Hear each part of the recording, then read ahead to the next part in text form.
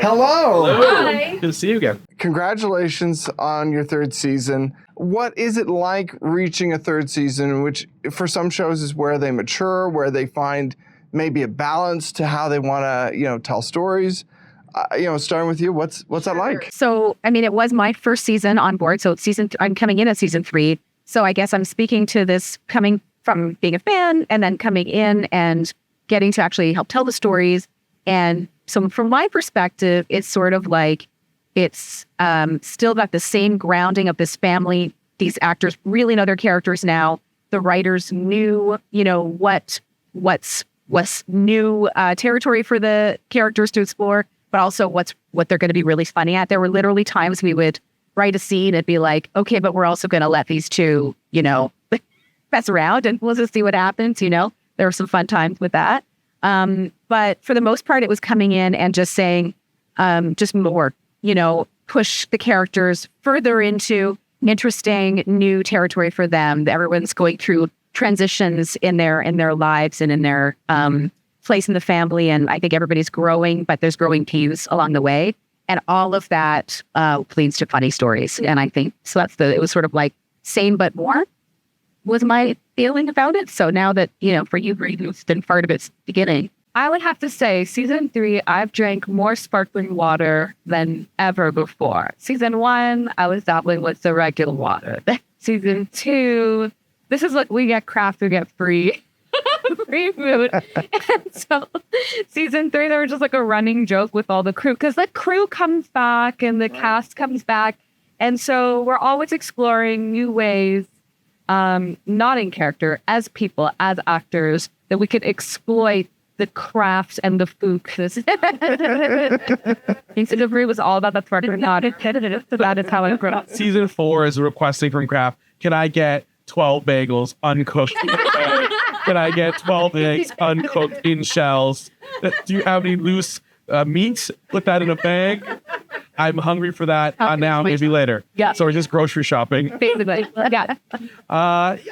Honestly, like, the show's evolved every season. It takes a step up. We get more comfortable in our storytelling. And I think, like, there were multiple times this season where in the room we're like, this is what the show is about. This is like, and there's a line of like, to break society's norms of how to break the norms of how society views Asian parents. Yeah, but saying the way to break the norms of how society views Asian parents. send the promo. And it very much is the way of like, how are we breaking the norm through how society views parents? Yes, marriage, is raising children. It's another interview where asked like, oh, when are you going to catch your daughter out on a date that she shouldn't be at? And I said, I don't think ever. Because it goes against the core of this family of like, she would never feel like she had to sneak around in that sense. Well, there's the Sylvia story. Yeah. It is sort of like, that Andrew and Camille, the parents are worried that their teenage daughter isn't rebelling enough. Yeah, right. And Camille especially takes it on as like, I got to push her to rebel. But, in a family where your parents are loving and accepting and goofy and all those things, doesn't have the same meaning, So, yeah, it's sort of like, I think lots of, upending expectations in that way. Yeah. It's like, what's the fam version of it? Like, we will like break a story. We're like, well, this ending feels like what you expect. How the fams? Yeah. I think for season 3, it's just so gratifying to make it to a season 3 and to like, have that bar set. Because I thought season 2 was wonderful. And just to kind of like up our game and just figure out, okay, what other stories do we want to tell? Like what muscles do we want these actors to stretch? Like what else can we give them? Because they proven themselves time and time again to be so good. So like what else can we throw at them?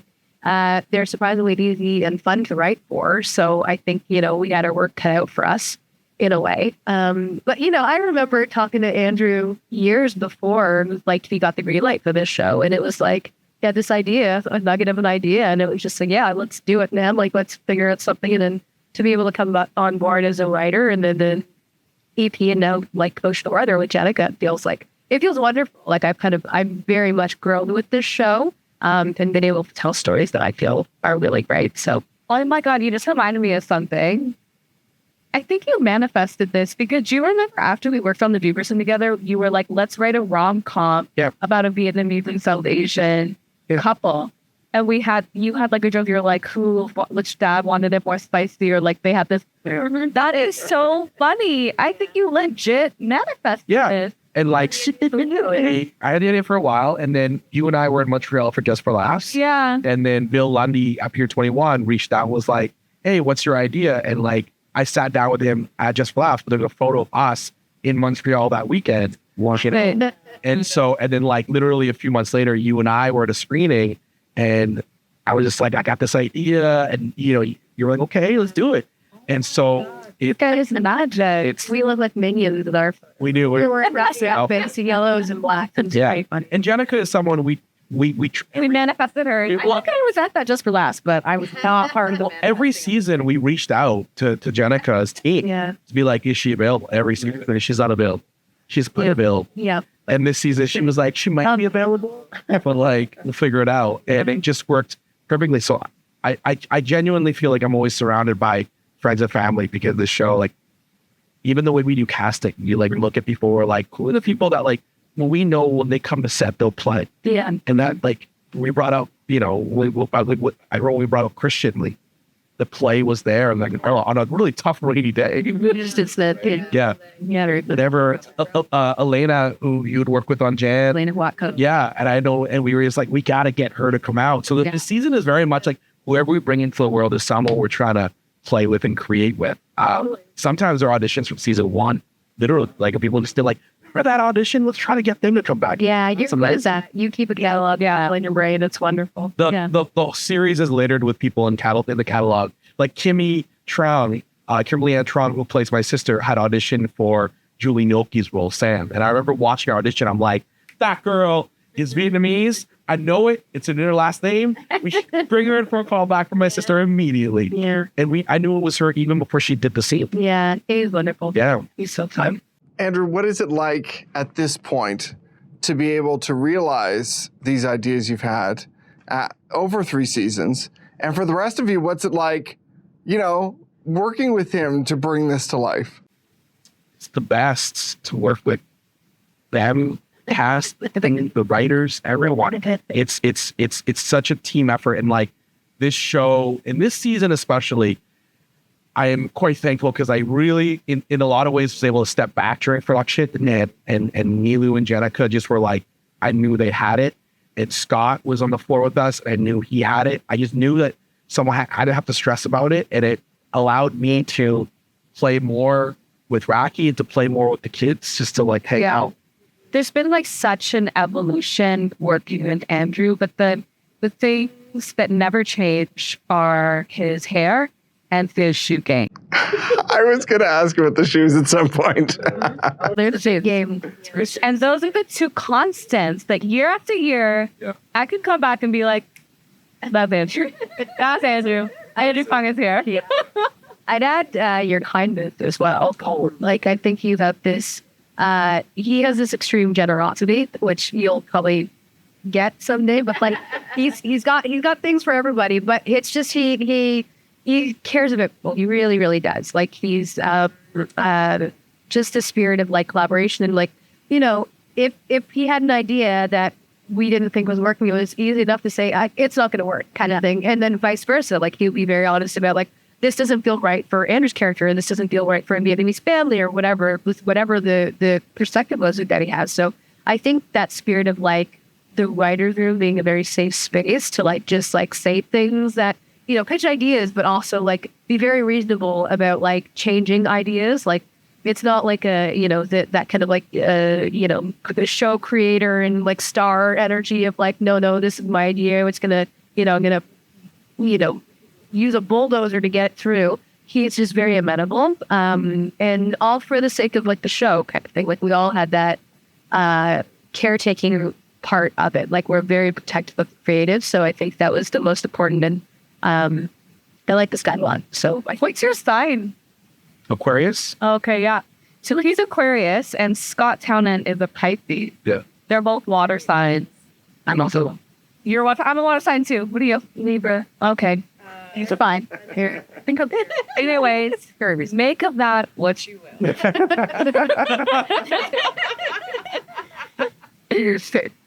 It's great to see the way the show works with the kids, because some shows, the kids either get lost or they take over in a way that doesn't feel true to the story. But I love the way that you've got the kids, growing up this season from what I've seen so far, and how it's still treated so comically well and everything else. What does that take? What does it take to work with kids in that way? Is there a magic trick? Yeah, I mean, this year we tried something new. We knew that we were going to throw a lot more at them. And so we hired an acting coach for them who was there on set like every day and worked with them for the week before, and, would really drill into them, like process and like how to, come prepared to set. And like, the kids were outstanding from day one, but this just kind of like upped their game completely this season. So I think, the audience is in for a real treat to see how much they've evolved and how much story is like leaning on them this season. And that is true, where kids kind of get lost on a TV show where, they're in the background and people don't know what to do with them. Yeah, So exactly. just shuffle them to the side. Exactly. And they're very integral to their parents' stories too, like they have their own individual stories, but then, they're parents. Like, this is what the show's about. It's about a family. So like, how do you have that without showcasing, the trials and tribulation that the kids are going through? And I think Roman and Zoriah are they're such perfect fits for the show, and they bring so much to it. Sometimes I look at like your family shot, and especially with Zoriah, it looks like she's laughing like the halfway.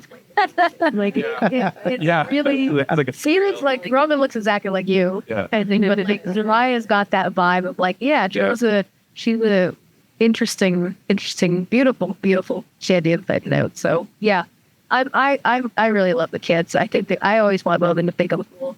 It doesn't take much to work with them because they bring a life and an energy of their own. I am constantly learning from them. When I hear Zoriah be so specific about how she wants her hair when she's getting her hair done, I'm like, oh, yeah, I should be a little bit more specific. I need some teenage girl energy. When I see Roman playing around with his physicality, or like how he finds his physicality in terms of his technical stuff, I'm like, okay, I'm going to steal that. I think we're all learning from each other.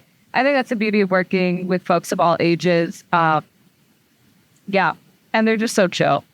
They're just so chill. And the fun thing is we actually have stories that are kind of about that too, that they're old enough now, 15 and 13, that sometimes they are, and not in a way that's like, oh, little kids in movies are precocious and seem to know everything. Yeah. But in a genuine way, these are human beings who have their own opinions about things, and that Andrew and Camille as characters are starting to learn from and have stuff to learn from these young people who have a different take on things. There's several very specific storylines, I think, that sort of unpack that, which I think is really fun.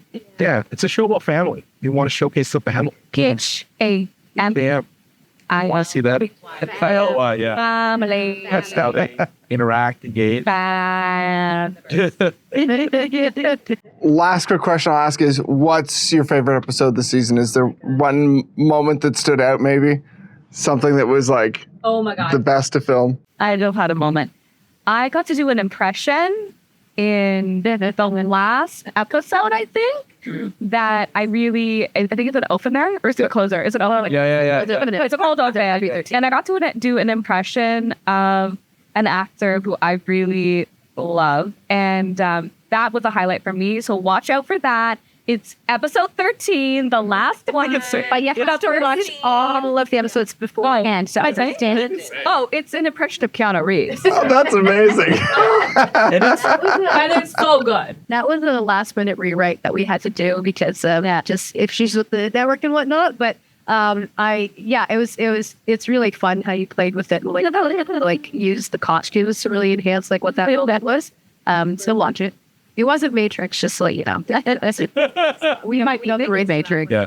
But no. Don't go deeper. Look forward into to seeing Keanu Reeves a la Rakhee Morzaria a la Camille. Yeah. Amazing. Yeah. I mean, other episodes are, I think, when the family loses their family doctor and Andrew and Camille realize, oh my God, I don't have a doctor anymore. Try to which we find like the really. That's episode 2, isn't it? Episode 2, yeah. So that one, I think we all had a lot of fun working on that one. And I co-wrote one of the episodes, which is the cottage episode. So it's like round people go to a cottage first time, which is like, that's authentic Canadian. But like, how do you apply, what is traditional to people who haven't had that traditional before? So kind of experiencing that whole world for the first time. It was a really, really fun episode to shoot. It was like the first one, I threw my back out the entire week. Yeah, I was in bed a little bit early. Heavily medicated. Yeah, sad for sure. But yeah, it was also extremely hot. But it was really fun because like when we were pitching it to the network in the first place, we're like, should we swing this hard? Because if we say we're going to an expensive cottage for X amount of days, like that might get poo-pooed instantly, but we just went for it. We're like, no. And that was a story that I wanted to write season 1, so I was very happy to get that on screen. I'm excited for the guest stars you have later in the season. Yeah. Yep. Anyone you can name? No. No, but you will recognize them. Yeah. Yeah. It's been guest stars that people have been asking about for 3 years. Yeah. Really? Okay. Very cool. Piece that together. I can't wait to see the rest. Thank you so much for the time. Thank you.